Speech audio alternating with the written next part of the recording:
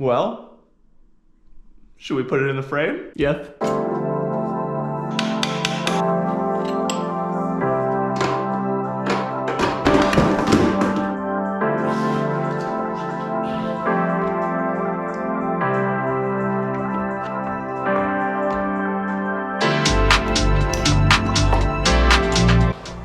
Oh my God. I knew it would look good, I knew it would work, but seeing this thing in the frame in person, oh my God, wow. Cerakote is awesome. That swing arm just slid straight in. Are you kidding me? Are you kidding me? Are you serious?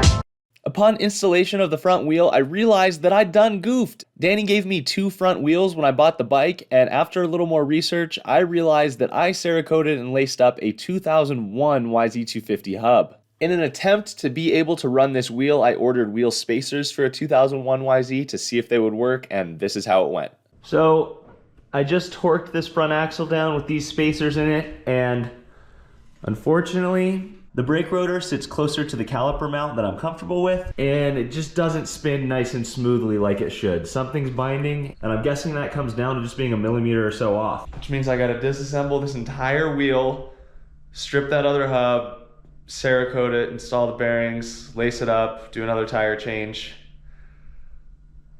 Oh boy. All you have to see of this process is this.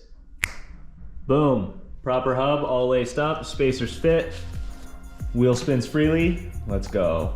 Now having the engine in the frame, there are a million more things to do, and I decided to begin by installing this fresh hydraulic clutch from Magura. I preemptively used some gasket maker on this to seal it a little bit better because this will have an oil bath once the electric start kit is installed. I'm not gonna lie, I'm a little bit nervous about the fitment of this hydraulic clutch along with that electric starter. That's something I honestly did not consider when I was planning this build. Talking to Sebastian at Panthera Motorsports, it sounds like with an extra spacer it should work, so I'll find out next week when that starter arrives. I installed some fresh ODI lock-on grips. For that left side, I had to Dremel off some of that old glue and then just used a mallet to tap that grip onto the bar. I personally like to put a little bit of oil on the handlebar on the throttle side because it helps that throttle operate very smoothly. I installed the rear brake, which I restored in a previous episode of this build series, and I'm really happy with the contrasting colors of that brushed aluminum and the black master cylinder. The bike is really resembling a bike. I'm not going to show you all of them yet, but I'm going to get the front fender and number plate graphics installed. These are truthfully the sexiest graphics I have ever seen. DecalWorks really knocked it out of the park on this one. I always tell myself that I'm gonna wait and do all the graphics at once right at the end, but I can't. I gotta see them on the bike.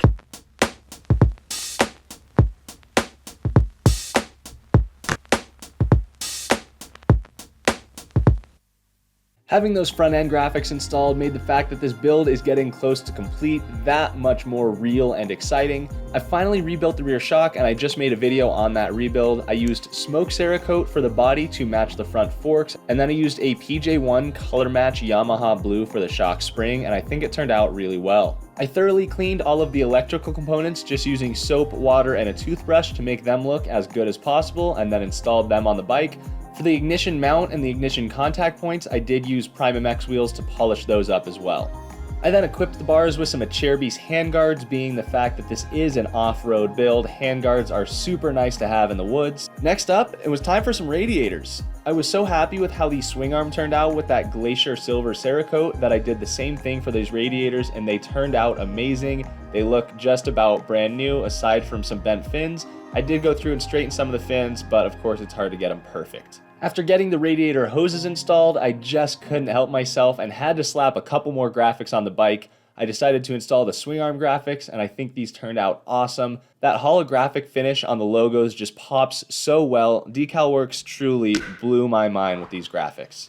Well, this bike sure has made some incredible progress in this video. Seeing it come together is getting me even more excited for one of you guys to win this thing. I've been super grateful for all of the support and entries so far. At the time of filming this, I believe there are 298 out of the 500 entries remaining. If you would like a chance to take this beautiful bike home when it's done, you can tap or click the link on screen or in the description to head to my website and get yourself entered. If you enjoyed watching the progress in this video and would like to see this build through to completion, then don't forget to hit that subscribe button. I am so close to 50,000 subscribers and I appreciate each and every one of you. 50,000 is a big milestone and I'm really excited to hit it. Click that like button and I'll see you guys soon to get the Panthera electric start kit installed along with the carburetor and hopefully fire this thing up pretty soon.